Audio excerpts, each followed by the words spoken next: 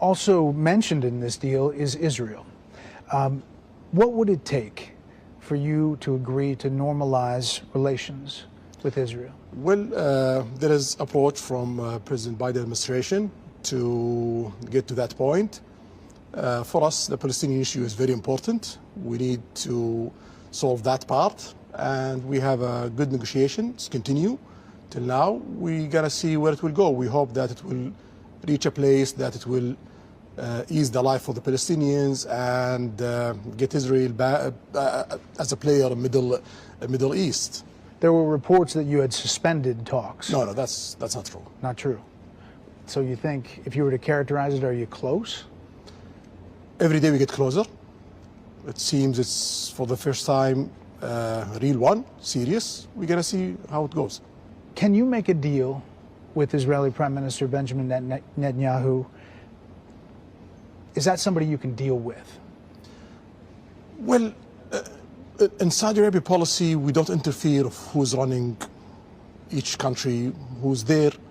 We work with him. Now we don't have a relation with Israel, but if Biden administration succeeded to make, I believe, the biggest historical deal since the end of the Cold War, then we're going to start a relationship, and that relationship gonna be continuous regardless of who's running Israel. So, I mean, he's 73, you're 38, but you think maybe there's a chance that you could deal with him? If we have a breakthrough of reaching a deal that give the Palestinians their needs and make the region come, we're gonna work with whoever's there.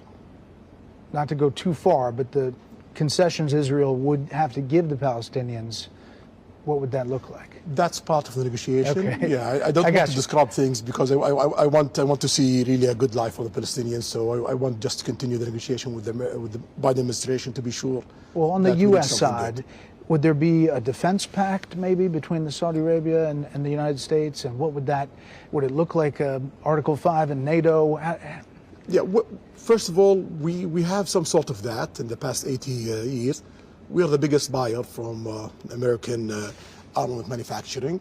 I believe Saudi Arabia alone is bigger than the next 5 buyers from America. So Saudi Arabia is critical in your armament import economically, and we have a lot of security military ties that really strengthen the position of Saudi Arabia in Middle East and strengthening the position of America globally, especially in Middle East. You don't want that to be shifted. You don't want to see Saudi Arabia shifting their armament from America to other place. So that document, it will strengthen that. It will strengthen the interest of America, security interest, military interest, and also economical interest. And also it will save effort and headache from the Saudi side of not switching to other places.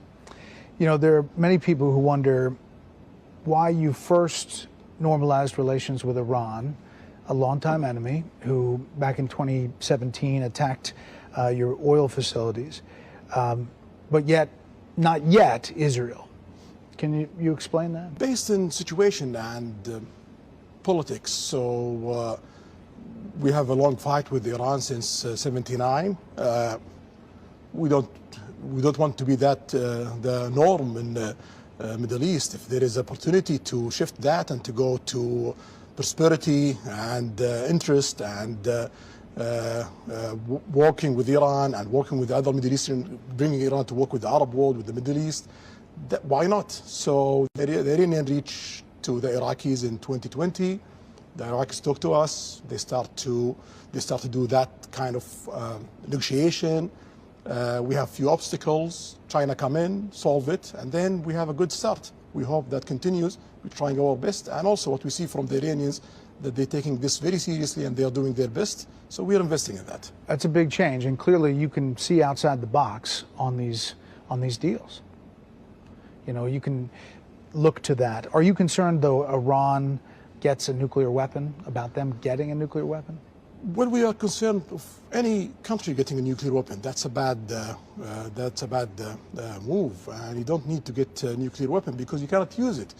Even if Iran gets a nuclear weapon, any country use a nuclear weapon, that means they are having a war with the rest of the world. The world cannot see another Hiroshima. If the world see 100,000 people dead, that means you are in a war with the rest of the world. So it's a useless effort to reach a nuclear weapon, because you cannot use it. If you use it, you got to have a big fight with the rest of the world. If they get one, will you? If they get one, we have to get one for security reasons, for balancing power in the Middle East. But we don't want to see that. Yeah. It's just a big change. You know, a lot of the world experts are saying how you can isolate Iran and try to prevent them from doing what they have been doing. And then just the image of your Saudi team, football team, going to Tehran to play is just striking, right? Welcome from the Iranian side to the Saudi team.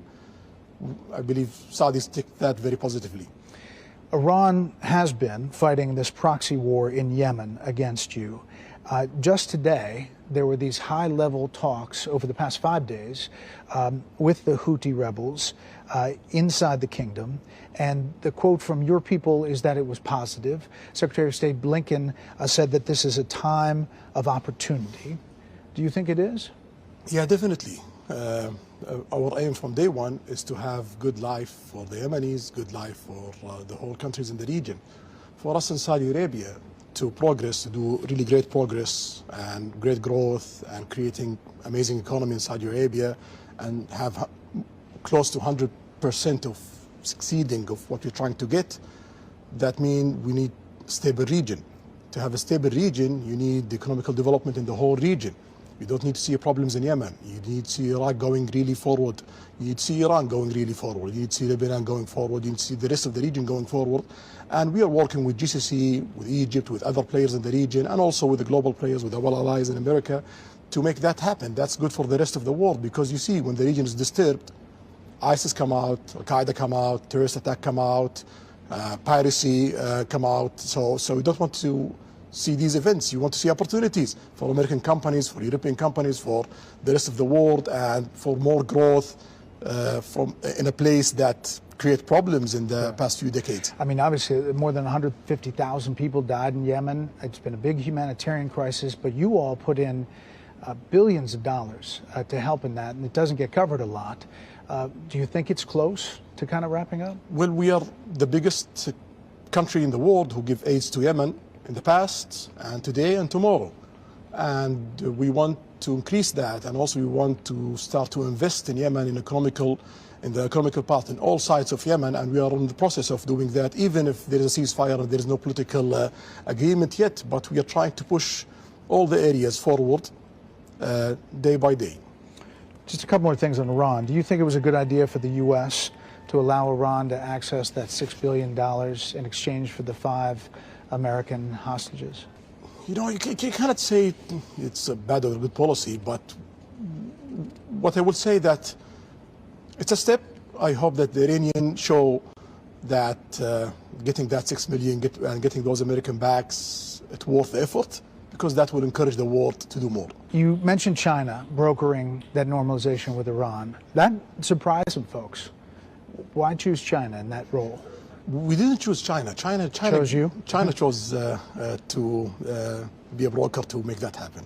There are signs of change. Obviously, the renewal of relations with Iran, brokered by China, possibly joining BRIC. China's a big component of that. Is the kingdom reevaluating its security partnerships, kind of trying to think of different ways to do it? No, BRICS is not about political alignments. So if you look at the G20, you have like 2 groups inside the G20. You have the G7 and you have BRICS inside G20. We tried to join the G7 at President Trump time, but some of the countries in G7 have like requirement to be part of that. And we are seeing that if we continue for 1 decade without being part of group inside the G20, that could really create obstacles for us economically. So BRICS is an option. They invite us and we welcome that. And BRICS is not a group against America or the West. You have a lot of allies in BRICS. You have India, you have Brazil, and you have South Africa. Those are also as your allies. You talk to all these world leaders. I mean, you talk to all of them. And when was the last time you talked to President Xi?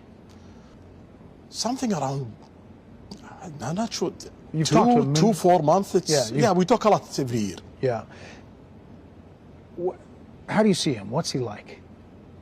Well, he's trying to do the best for China, and he have all the right to do that. He's a leader of a country, and he wants his country to succeed and to grow, and he have more than 1 billion people. You don't need to see China failing. If you see China failing, it's around 13-14% of the world GDP, and it's around 15 to 20% of the world population. If that country falls, everyone on the planet falls, even America. You know, obviously there's a lot of concern in the U.S. about Taiwan. As you know, President essentially boosted Russia's war effort at a time when the country, every country, a lot of countries are trying to squeeze him to get out of Ukraine. So how do you deal with that? So you're talking about support of Ukraine, but how about the president of Ukraine? What did he say? He said totally something against that. He said Saudi Arabia is supporting Ukraine, supporting to solve the problem between Ukraine and Russia, and trying to be a mediator to help in that area. And if we are doing a deal in OPEC Plus country to support Russia, Iran is part of the OPEC Plus country, and at that time Iran was our enemy. We don't have that alliance that we have today. So are we supporting Iran at that time? That doesn't make any sense. For us in Saudi Arabia, we just watch supply, demand. If there is shortage of supply, our role in OPEC Plus is to fill that shortage. If there is oversupply, our role in OPEC Plus to measure that for the stability of the market. So it doesn't have anything other than that? No, it's purely about demand, supply.